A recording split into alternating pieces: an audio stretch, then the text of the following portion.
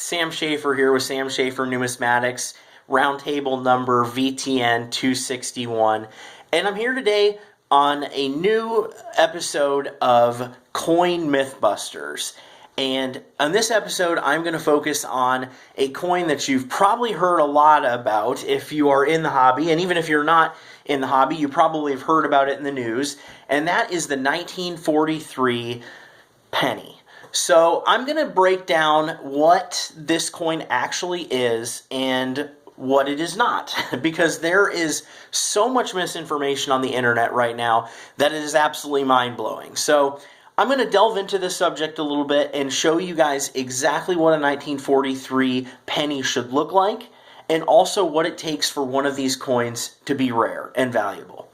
So we're here in my office right now, and I'm going to switch the phone around. And we're going to take a look here inside my box of wheat pennies. And let's go ahead and take a look here. So, first off, for those of you who are not coin collectors or don't know anything about coins, you're probably wondering, hey, why are some of these pennies not copper like the rest of them? And true enough, there are some pennies in here that are a different color. These are all 1943 pennies, all the ones that look quote-unquote silver. This is a 1943 Lincoln penny. And what makes these look different is that for 1 year, and up until 1982, this was the only major composition change. Well, I take that back. There were a few major composition changes of the penny throughout its history. One of the first ones occurred in 1857 when they switched over for a short time to using copper nickel, and this was because the big copper large cents that were circulating at the time were very cumbersome and too expensive to produce. So if you fast forward to the future, the second change came about in 1943, which was right during World War II, right in the middle of it. And by this point, it is very important for the U.S. to be saving war material. And copper was one of those war materials. It was very important in both weaponry and in even communications. It was used in everything from shell casings to telephone wire. So it seemed somewhat silly to be using all of this copper to make coins when instead they could substitute a different material. So that's just what they did. Congress made changes to the cent coins and also to the nickels that year, but for this episode we'll just talk about the cents. And they switched over to steel coated in zinc. So we have what we call steel cents. And they look silver, but they are actually steel with a zinc coating. And zinc tends to not do so well in the environment, which is why a lot of these steel pennies are very nasty looking and very corroded. This is a great example of what most of them look like. Just all sorts of nasty pitting on there. And it's funny because our coins today also have zinc in them primarily, so they corrode very easily as well. This one actually has a D on it, so this one was made in Denver. And it's important to note that 1943 pennies were made at all three of the mints at the time. They were made in Philadelphia, which would not have a mint mark, Denver, which would have a D, and also San Francisco, which would have an S. And that the mint mark is always right below the date. Technically, the San Francisco and Denver are a little bit scarcer. Well, they're quite a bit scarcer by mintage than the Philadelphia, but they don't really carry a price premium. All of the steel pennies are very common. If you combine the mintages of all of them, there was over 1 billion of them made. So, as cool as they are, they're not exactly a rare coin, but they are certainly neat. And in higher grade, they can be worth a little bit more of a premium. For instance, here is an uncirculated example that I've pulled out. This is what a mint condition steel penny looks like. You can see that obviously the design is the same, but the detail is very crisp, and the coin has mint luster, which means as I You know, if you followed my previous videos, that's the way that the light transfers off the surface of the coin.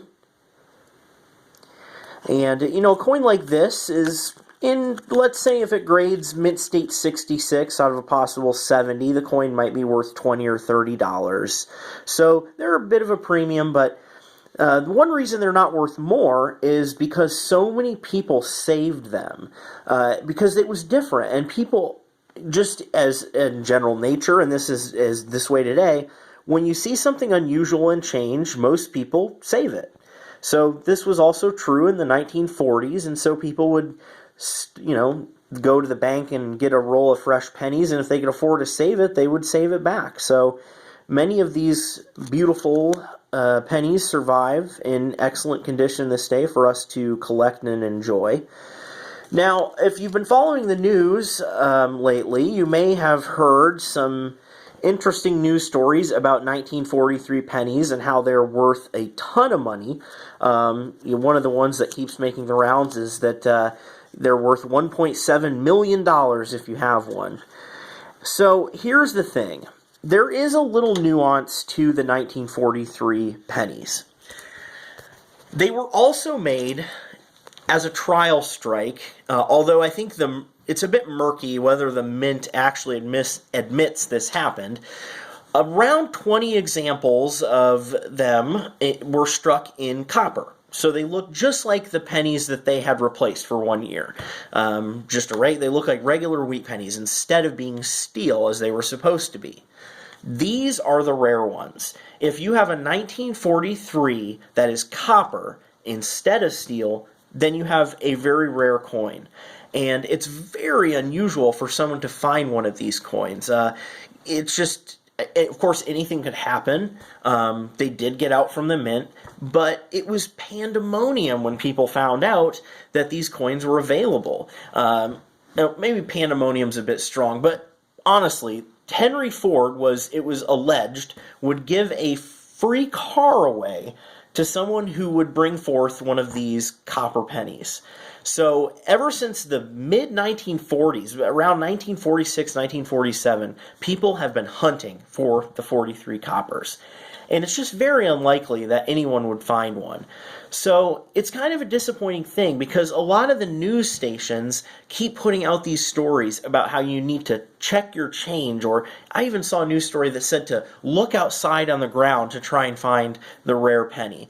And it's just too bad because it's very confusing. You know, people call me and they claim that they have got the rare penny and they're so excited, and I have to let them down because they always have a steel penny, which is the average circulated ones. You know, you're looking around a retail value of a nickel a piece.